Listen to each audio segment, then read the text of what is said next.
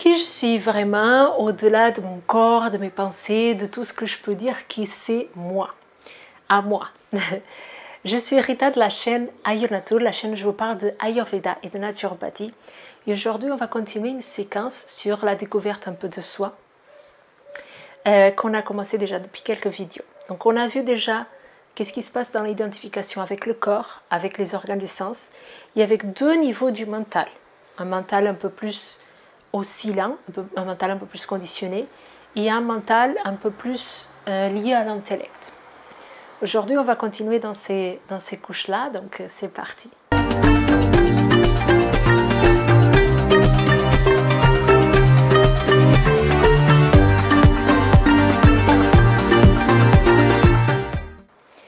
On part, encore une fois, je vais vous dire, d'un shloka, d'une phrase de la Charaka Samhita qui dit que la vie de l'être humain, elle est composée du corps, des organes des sens, du mental et de l'âme. Et donc on essaye de voir niveau par niveau qui nous sommes vraiment pour arriver donc à ce Atma, à qui il est. Mais en fait, pour atteindre qui il est, ce Atma, il faut désidentifier couche par couche et c'est pour ça qu'il y a une séquence logique dans tout ça. Si vous tombez sur cette vidéo pour la première fois, je vous invite à regarder les autres dans l'ordre, en priorité, parce que sinon vous allez être perdu et ça ne va pas vous servir à grand chose. Il faut vraiment aller couche par couche et intégrer les choses une après l'autre. Donc on a vu tout ça. Aujourd'hui on va voir une autre couche qui est la couche qui s'appelle Anandamaya Kosha en Vedanta, dans un texte qui est le Tattva-bodha, c'est un texte qui est étudié en Vedanta.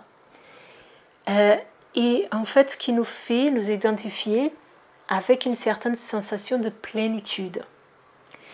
Donc, la recherche qu'on fait ici, c'est de comprendre qui nous sommes.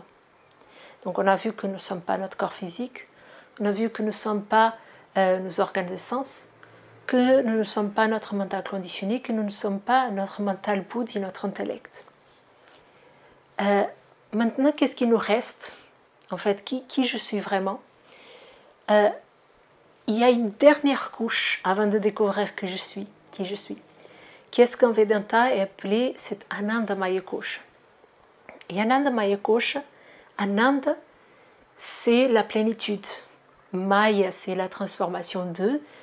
Kosha, la couche. Donc, c'est la couche de transformation de la plénitude. Et donc, cette identification, elle arrive comme, par exemple, je me mets en méditation pendant longtemps. Ça m'est arrivé, moi, personnellement.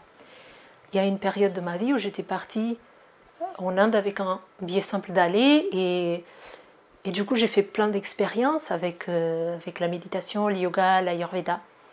Et donc, je méditais vraiment toute la journée. En fait, j'étais dans des ashrams où je mangeais une alimentation qui était adaptée à ce que je faisais.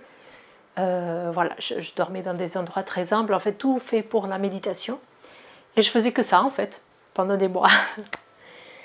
Et en fait, il y a eu un moment, suite à des hauts et des bas, parce que ça n'arrive pas comme ça, en fait, j'ai une période très down, en fait, dans la méditation. Il y a eu un moment où il y a eu une instant T où j'ai eu cette impression d'être un avec tout.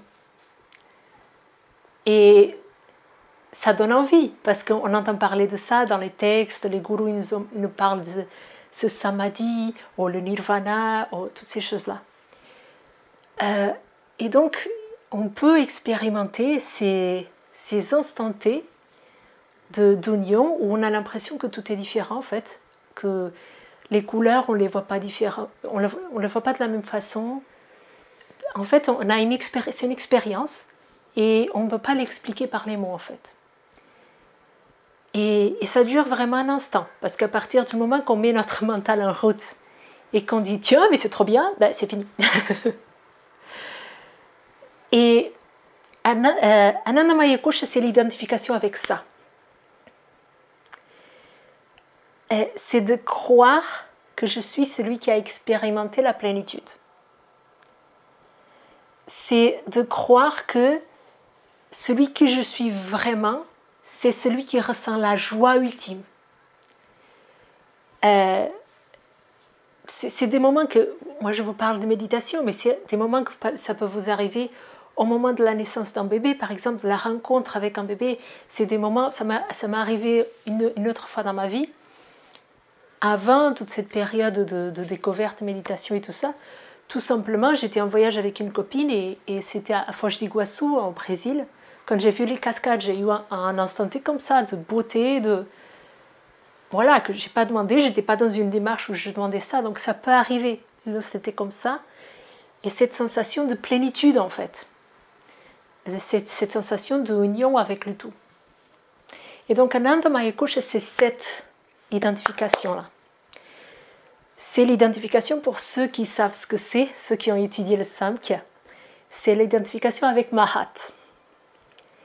La conscience un peu conditionnée déjà. Donc, on a cette notion de plénitude et on croit que celui que je suis, c'est celui qui sait ce que c'est cette plénitude. C'est celui qui a expérimenté. Et donc, si on s'identifie avec cette couche-là, avec cette sensation de plénitude, on va faire de tout pour toujours être dans cette sensation. En fait, toujours la rechercher à nouveau. Et peut-être que ça ne viendra plus jamais. Parce que c'était un instant T, un moment précis, et c'était comme ça.